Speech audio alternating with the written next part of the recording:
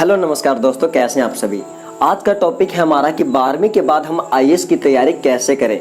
क्योंकि आज हमारे देश में ऐसे बहुत सारे युवा हैं जो कि 11वीं 12वीं या फिर 10वीं से ही यूपीएससी के सपने देखते हैं आईएएस और आईपीएस बनने के लिए, बट उनको सही डायरेक्शन ना मिलने की वजह से वो अपने डायरेक्शन से मूव कर जाते हैं। बट आज की इस वीडियो में हम वो सारी चीज़ पे हम डिस्कस करने वाले हैं, क्योंकि आप में से कई सारे दोस्तों ने ऐसा पूछा है, साथियों ने, कि सर 12वीं के बाद हम तैयारी कैसे करें, कौन सा स्ट्रीम ले आगे जाके 12वीं के बाद, उसके बाद हमारी परसेंटेज क्या होनी चाहिए। तो उन सारी चीज़ों पे आज की इस वीडियो में हम डिस्कस करने वाले हैं। तो चलिए आइए स्टार्ट करते हैं अपने इस वीडियो को। अगर वीडियो पसंद आए तो आप हमारे इस वीडियो को लाइक जरूर करना, ओके। तो चलिए आइए जानते हैं इसके बारे में। अगर आप अभी 12वीं में हैं तो उसके बाद आपकी स्ट्रेटेजी क्या होनी चाहिए आईएएस की तैयारी करने के लिए, सिविल सर्विस एग्जाम देने के लिए। तो उसके लिए चलिए आइए बात करते हैं और जानते हैं पूरी इंफॉर्मेशन को बड़े ही आराम से और क्लियर शब्दों में। तो सबसे पहले जब आप 12वीं पास करते हैं तो उसके बाद आपको जो है ग्रेजुएशन करना जरूरी है सिविल सर्विस एग्जाम देने के लिए।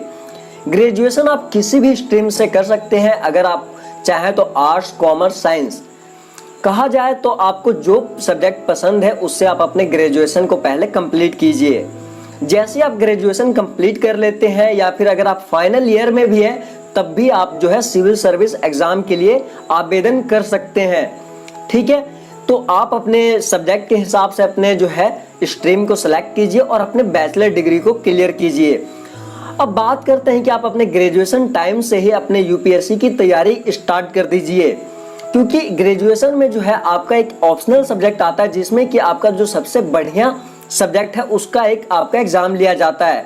तो आप ग्रेजुएशन टाइम में ही आप अपना एक ऐसा सब्जेक्ट सेलेक्ट करें जिसमें कि आपको महारत हासिल हो, जिसमें पूछे जाने वाले किसी भी सवाल का जवाब आप बड़े ही आसानी से दे सकें। उसके बाद बात रही हमारी ये सर्विस एग्जाम को क्लियर कैसे करना है और कितने एग्जाम होते हैं। तो सिविल सर्विस एग्जाम जो है आपके 3 चरणों में होता है, जिसमें सबसे पहला आता है आपका प्रीलियम एग्जाम। इसे आपको क्लियर करना जरूरी है। जैसे आप प्रीलियम क्लियर करते हैं तो उसके बाद ही आप मेंस एग्जाम में बैठ पाएंगे, और जैसे आप मेन क्लियर कर लेते हैं उसके बाद आपका इंटरव्यू होता है। तो चलिए आइए इसके बारे में एक एक करके जानते हैं। तो चलिए सबसे पहले हम बात करते हैं प्रीलियम एग्जामिनेशन की। प्रीलियम एग्जामिनेशन में जो है आपको 2 कंपलसरी पेपर होते हैं जिसे कि कंप्लीट करना कंपलसरी है। अगर आप इसे क्लियर नहीं करते हैं इन दोनों में से एक भी तो आप डिस्क्वालीफाई कर दिए जाएंगे। तो इन 2 पेपरों में से पहला पेपर आपका होता है जनरल एबिलिटी टेस्ट, ठीक है। इसे जिसमें कि आपकी जो है करंट अफेयर या फिर जनरल नॉलेज से रिलेटेड क्वेश्चन पूछे जाते हैं। इससे रिलेटेड कई सारे क्वेश्चन पेपर की मैंने वीडियो अपने चैनल पे डाल रखा है, अगर आप उसे देखना चाहते हैं तो देख सकते हैं।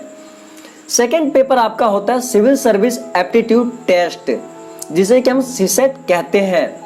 उसके बाद जैसे आप जो सवाल अपने एग्जाम को क्लियर, हमारा सेकेंड एग्जाम है मेंस एग्जाम।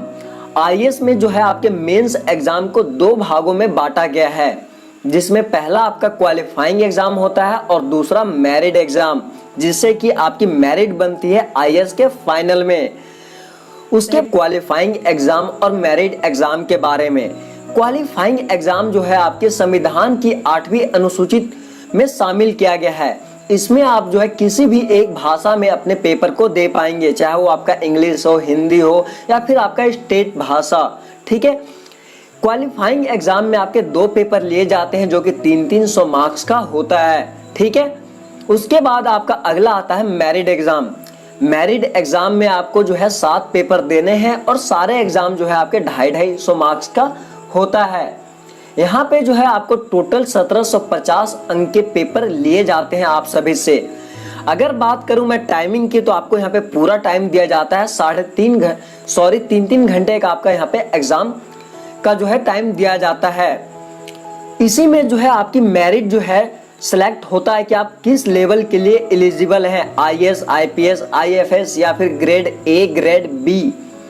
उसके बाद जब आप इन एग्जामों को क्लियर कर लेते हैं उसके बाद आप फाइनली आपको देना होता है इंटरव्यू।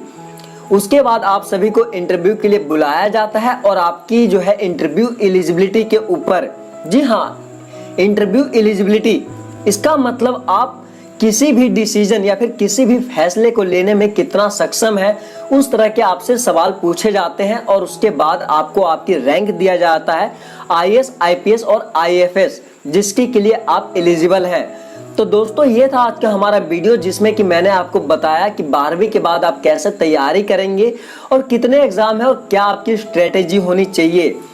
अगर वीडियो पसंद आई हो तो लाइक करना और अपने दोस्तों के साथ शेयर करना, ताकि उनको भी पता चल सके कि 12वीं के बाद उनकी एग्जाम स्ट्रेटेजी क्या होगी आईएएस और आईपीएस सिविल सर्विस एग्जामिनेशन को लेकर के।